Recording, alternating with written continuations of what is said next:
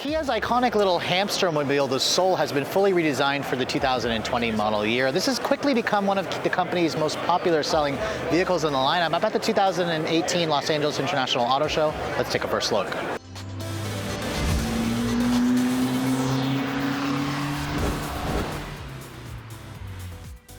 So with a car like the Kia Soul, the design's always been a huge part of this overall car. The all-new third generation model, you can see, has a lot of the design cues that are familiar with the Soul. You'll be able to recognize it as a Soul. But as you can see, the front fascia has been entirely redesigned with this interesting shade, or this interesting light element design. Obviously, this particular one, this is the GT line, which essentially replaces the Soul Turbo. It's got full LED headlights here with an LED running light and LED fog light down here.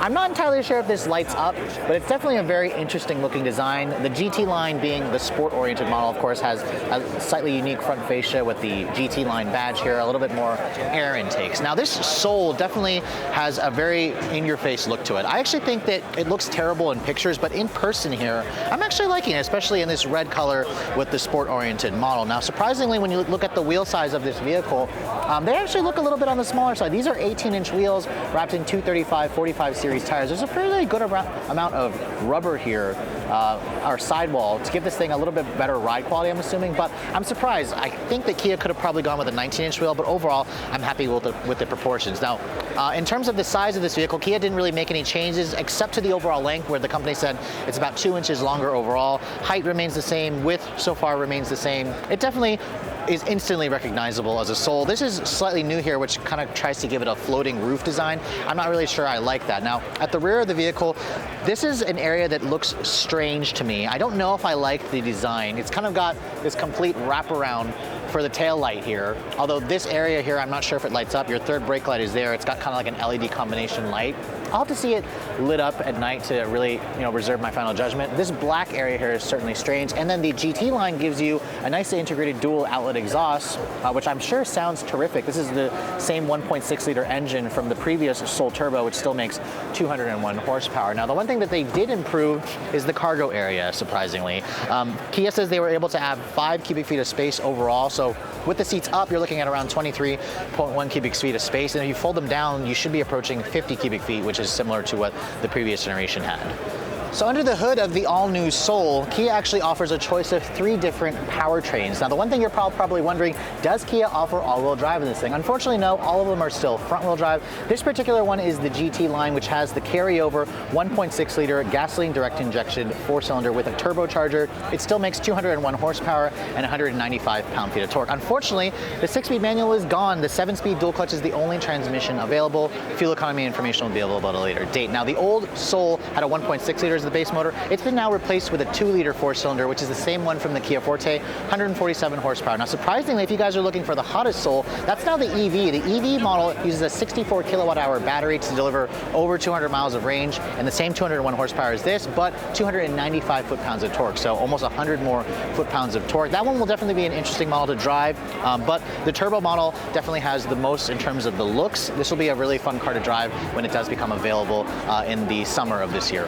For the interior of the all-new Soul, you can see here, this is my first time getting inside. This particular one with the GT line has a nice combination for this seat. It's kind of like a cloth insert with this leatherette on the outside with the contrasting red stitching. I'm seeing a lot of influence here from the Stinger. Kia's really kind of leveraging the Stinger and all its success, especially with the badge here, the flat bottom wheel, the GT line, that's literally taking off the Stinger GT. But overall, Kia's done a nice job here. The dashboard is a soft touch material, which is nice. You have this stitching here over the instrument panel. This is even soft touch on the door panels here, and then you have an aluminum accented door handle. Now, the first thing you're definitely going to notice is this screen over here, which unfortunately I can't turn it on. I don't have the key for the vehicle right now. This is a larger widescreen display. It's around 10.25 inches, so it is bigger than the previous generation. The gauges look mostly the same. You have that flip-up head-up display, which is nice. The 7-speed dual clutch is standard, as I said before. Only heated seats. I believe the old model offered cooled seats, if I'm not mistaken, so I'll have to double check that. I do see new things like a wireless charging pad, USB port. There's a nice little armrest here with some storage. And then, unfortunately, the paint pano sunroof that you could get on the old Soul. This one doesn't seem to have it. I couldn't find any of them that had a pano sunroof.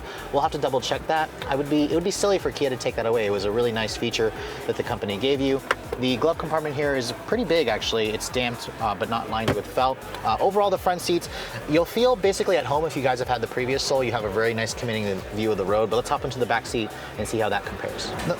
So the one thing that made the Soul so popular was the fact that the interior is just so ridiculously cavernous, and that basically carries over with this all-new third generation.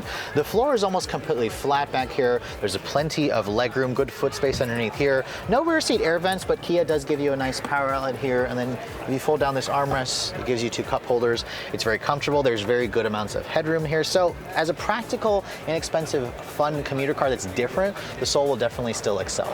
So with Kia consistently moving over 150,000 Souls here in America every year, it's no surprise to me that the company would try to expand the Soul lineup, from the sport-oriented GT line to this new X line, which kind of makes it look like a crossover with its own unique front fascia, the cladding, and then to the Soul Eco Electric, which offers up to or over 200 miles of EV range. There's practically a Soul for everyone. Now, if you guys are looking to purchase a Soul, this vehicle should be available starting in the second quarter of 2019 with no pricing yet announced. I imagine, obviously, this one will be the most expensive Soul. It'll also offer one of the highest ranges in the segment, but really, if you guys are looking for something funky, something different, something unique, and something that honestly is super iconic, you should definitely be checking out this all-new 2020 Soul when it does go on sale. I hope you guys have enjoyed my quick little first look at the all-new 2020 Soul here at the 2018 Los Angeles Auto Show. For Redline Reviews, I'm Sofyan Bey.